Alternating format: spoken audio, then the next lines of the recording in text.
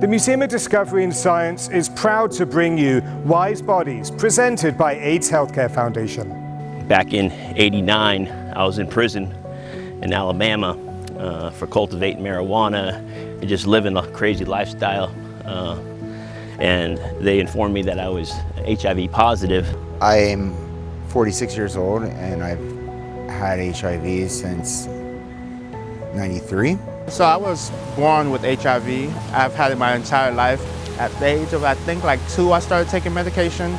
I started seeing the doctors, shots, and everything was trial and error then. When I first was diagnosed, I was looking at HIV/AIDS as a death sentence. They had me isolated because back then, you know, that was a death sentence basically. And back then they kept you in a little tent outside of the hospital. They didn't want you coming inside the hospital at all. Everything the doctors told me not to do, I did. I smoked more, I partied more. The hardest thing I think was turning around to tell my mom I'm HIV positive when the doctor told me that. I didn't believe the doctor. I had the doctor repeat the test. I didn't think I was actually going to survive, like mid-90s. I didn't think that I was going to make it. I couldn't believe anyone's story. I couldn't see past the fact that I was HIV positive. A future, a hope, maybe getting married one day and having kids, that was all wiped off the table. So it really rocked my world pretty good. So I spiraled out of control in the wrong direction. I grew up in the black community and, you know, it wasn't talked about. Because I didn't want no one to know my status. I had to stay quiet as much as possible. I honestly don't remember not knowing about my condition. I always knew that I had HIV and I had to be super cautious on what I do, who I tell.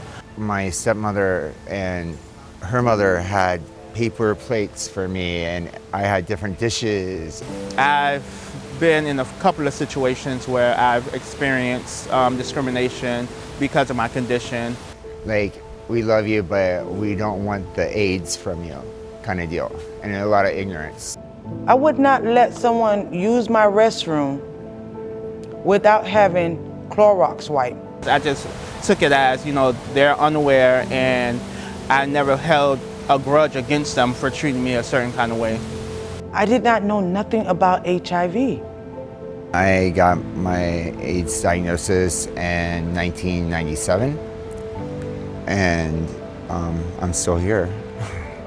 I take responsibility today. Those are my decisions, and people have a hard time doing that, and I was one of them. I had a hard time owning that. That was my decision to live the life I was living.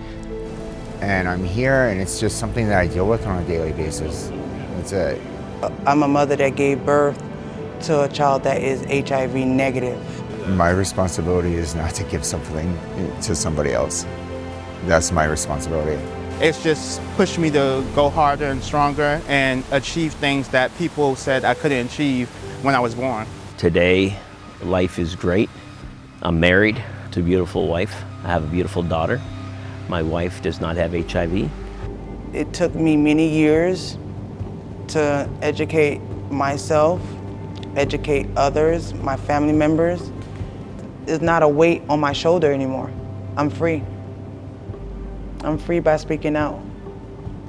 I bleed the same way you bleed. I eat the same thing you eat. We live the same ways. It's just that I have to do an extra step in my life. I'm fine. I feel like it makes me stronger because I have an extra layer of tough skin. Words that people say to me can't really affect me as much, and I feel like it's made me stronger. Having HIV today is not a death sentence. You take your medicine every day, you make it to your doctor's appointments, you get your blood work done, you do everything to ensure you're staying healthy and you're gonna live a long, quote-unquote, normal life. But things that I do like to say to young people who are informed on how far the treatment of HIV has come is that although it is not a death sentence anymore, it is still a life sentence. You will have to take that medicine every day for the rest of your life. It's a medication that I have to depend on and live the rest of my life taking, or be 6 feet underground.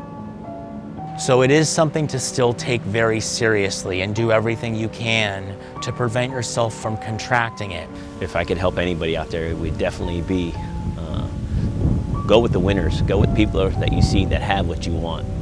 Do your research, learn. Make sure you wear condoms if you're gonna have sex with somebody. Everybody's looking for love and they're all finding it in all the wrong places. And when you mix drugs and alcohol in the mix, it becomes a lot easier to do the things your conscience and your heart's telling you not to do. It's not a death sentence anymore. It doesn't mean that you're gonna fall out tomorrow. It just means like you just have to take an extra step in your life. This is not the end. And knowing your status and finding out your status is very important. And going back to, if you do test positive, you do not need to tell anyone that you may live with or anything like that. It's something that is completely confidential with you and your medical provider. However, if you do want to have sexual encounters with an individual, you must inform them of your sexual status and inform them of what's going on medically. And you must use condoms and stay protected. Just want to say there's hope. It's not a death sentence for sure today. I am taking medication. I'm having healthy, loving sexual relations with my wife and with no fear of her contracting anything. And we look forward to our future. We have one. It's sometimes you just live waiting for the shoe to drop, but not today. I'm investing in my future because I have one.